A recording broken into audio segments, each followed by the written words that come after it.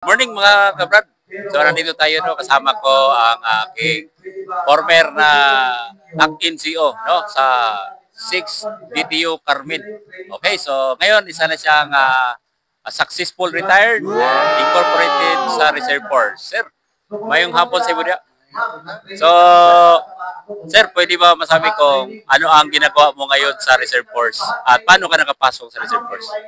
Sa tinudanay lang, bago ko nakapasok sa Reserve Force, pagkatapos na kong retire, akong pagka-receive na ko sa akong retirement order, nag-apply din ko og incorporation para dili ko makalimot pagsuot sa akong uniform after sa akong pag-retire.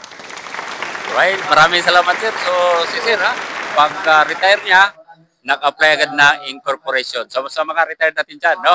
Apply agad ng incorporation. Kagaya kay sir, very active sa Ready Reserve natin sa Laang Kawalang, Pilipinas. Thank you very much sir.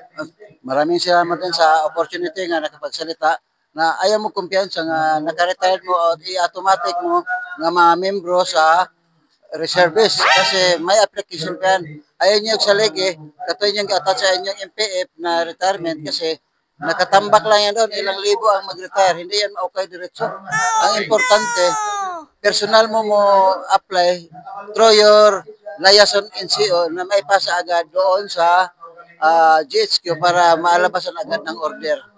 Yan, very good. Thank you very much sir sa iyong mga inputs. Si sir ang pinaka natin ha, live witness natin sa ginagawa niya. Okay, thank you sir.